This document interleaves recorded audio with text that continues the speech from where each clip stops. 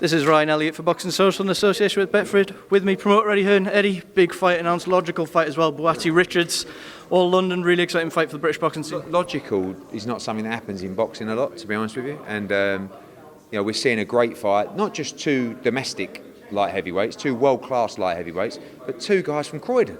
So we saw with the success of Smith against Fowler, these are the kind of fights we should be making. On the night, we'll all be really excited about the fight. It's a tremendous fight and an obvious fight to make, but sometimes the obvious fights don't actually get made. You did say this would be WBA eliminator. I did notice, I think they're 3-7 there. Is that just an eliminator or a final? Yeah, just an eliminator. But look, I mean, obviously, I can't lie. I'm positioning people for Canelo Alvarez. If he fights in London in December, which is a very big possibility, he's got two options really. John Ryder, the mandatory at 168, and also the winner of this fight. So it's good to gear those guys up in a position. There's a lot of people looking for shots at the world title. We made a huge offer to Anthony Yarde to fight Joshua Buatsi. He wanted to wait for Joe Smith.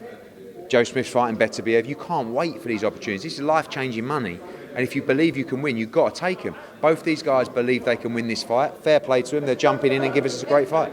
When will we have news on venue and undercard? Should have had it today. The venue we are locking in. You'll get it tonight, tomorrow morning at the latest. Undercard will be announced before the end of the weekend. Final one on this. People were talking about this clashing with Parker Andrade up in Derby. Was there a temptation to move it? Not really. This was the night that we've planned for probably 4 or 5 weeks with the Zone. Obviously, they've got shows all around the world every week. I saw the announcement of Andrade 21st. It's the same. Last weekend you had a BT show, you had UFC, you had Pro Bellum. This weekend Sky announced a show on the same night as Martinez against Warrington. I think you got a Pro Bellum card on Thursday, Friday. It's just how it is in boxing now. You know, there's so much competition, there's so many shows, and it pushes you to try and be the best fight of the night. And on Saturday, we are the best fight of the night with Warrington against Martinez. Eddie, we saw you pictured at the UFC with Dana White. What was said between you? Were you talking about Canelo Usman or working together? It was amazing. I mean, he invited me down there, and when I turned up, I was sitting next to him at the Octagon, there. And I've never really been before, and I've never seen the sport up close. It was thrilling. It was so interesting to actually learn and see the sport up close. Obviously, UFC is a huge organisation, and yeah, look, we all know I'm the best boxing promoter in the world, but am I the best promoter in the world? I think you probably have to give the edge to Dana White. So it was pretty good to be around him and just learn. I'm not arrogant enough to think that I can't learn from people who are very successful at what they do. And Dana White has always been unbelievably courteous to me, and I appreciate that and I respect that, and I admire the job that he's doing. What do you think the main things boxing can take from UFC and what Dana White's doing? So many different things. I mean, firstly, even down to small things like the gap between fights. And I don't know if this is every UFC, but there seemed to be a traditional break period between fights. Sometimes when you're doing boxing, you're led by the broadcaster. If you want to slow the night down a little bit because you want to get the main event right, you might have a 20-minute gap. I didn't feel any of those gaps. I felt a very clear flow all night, almost to the point that a fight would finish. You'd get up, you'd have a chat with people. 2-3 minutes later, you'd sit back down, the next one was in. Loads and loads of different things, production, music, lighting, so many different things, and I really enjoyed it. You said on Instagram Live yesterday about Usyk-Joshua and Alexander Usyk. You think that's next? Is that based on a conversation? And then I saw the news about Vasily Lomachenko not fighting George Kambosos, and it makes me think that Usyk will probably follow suit. So I'm due to have a conversation with Alex Krasuk, and we need a decision. Quite frankly, we need to know what's happening, and then we'll make our decision. When do you expect you'll have to sort of set that deadline, whether it be Usyk or interim? End of this week, really. AJ's on me to fight. He's ready to go. He wants to be active, and we need to get a decision ASAP. If you had to put a percentage chance on it, what do you expect? I hate those questions because how do you know? I mean, I would have said 3 or 4 days ago, 70-30 he'll take the fight, but now maybe 70-30 against. I just don't. I don't know where he is, what he's thinking, what the situation is, but we need to know selfishly, and now we're going to start putting the pressure on for that. Eddie, just a quick one on Derek Chisora. He was down at the UFC the other day as well. Andy Ruiz fight being talked about. What do you expect will happen next? I think Andy Ruiz will fight Luis Ortiz. I spoke to Louis de Cubas last night. I love that fight, and I like the Areola fight, so we'll see what happens, but Del Boy's on me as well for a date, so trying to deliver a big fight for him. Eddie, just on that, obviously Michael Hunter's been calling on social media saying...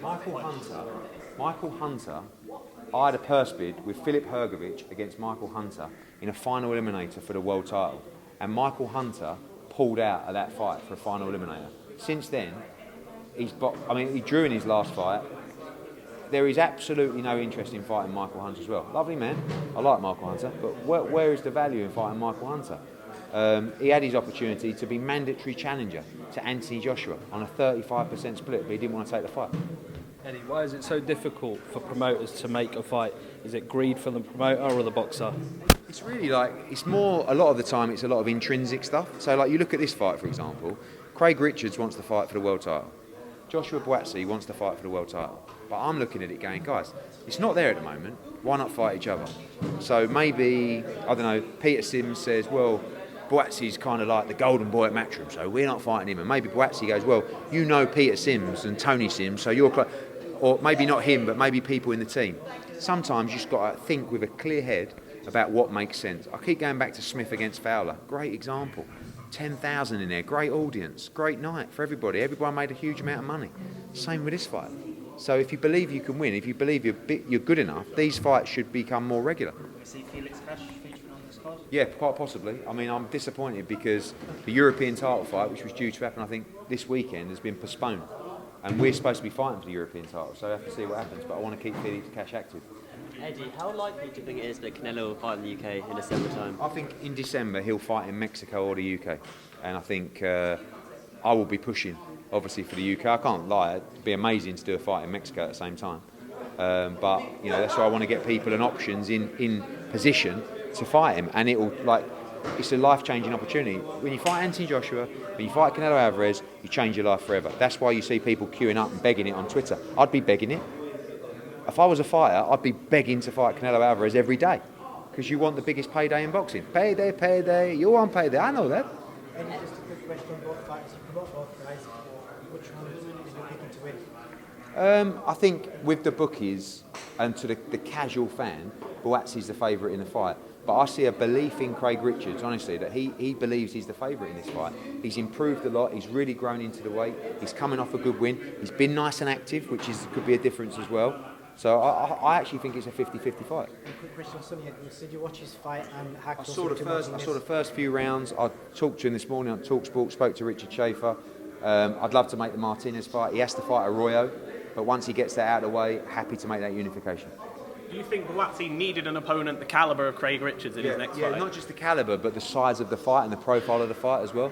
Like Vlasov was a great fight, but this is different. This is a fight that the casual fans, people in boxing, people in London will get excited about. It's going to do big numbers, and this is the kind of fight I think both guys needed.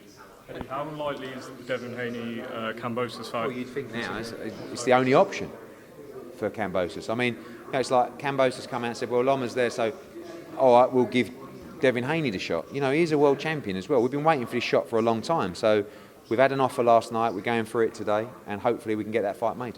You said the Usyk situation isn't resolved yet, but how likely or how easy is a Joe Joyce fight to make if that was an option, you and Frank? I have no idea how much money they want.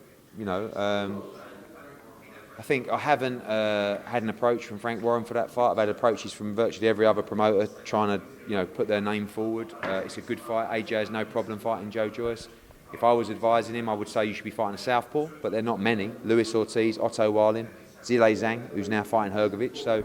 But he wants a good fight, and we'll have to see. But first things first, we need to make sure we know what's happening with Usyk.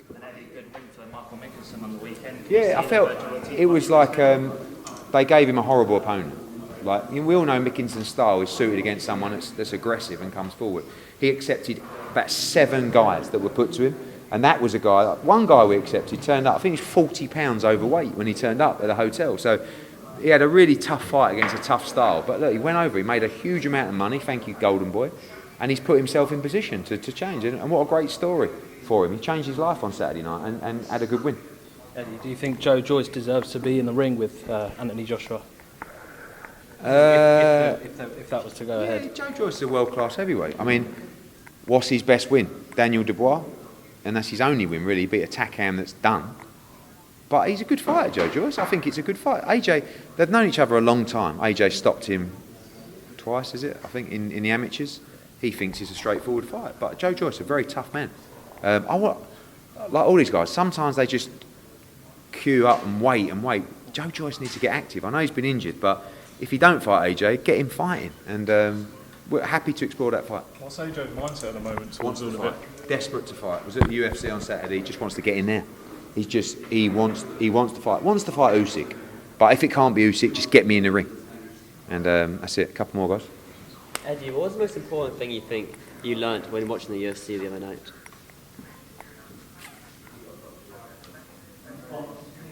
I'm not sure. It's a good question, but I just take it all in. You know, so many different things. Talked about gaps between fights and just the way that the show flowed. I just learned about the discipline of MMA in terms of the skill is involved, which I think is important to try and educate people like me who just go, "Oh, MMA, it's not really for me." Yet when you see it up close, I mean, I was lucky because I was here. That's the octagon. I was here, and it was brutal. What I also learned is it's a lot more brutal than boxing. So I said to the boys behind, I'll tell you what, stick to boxing because this is tough.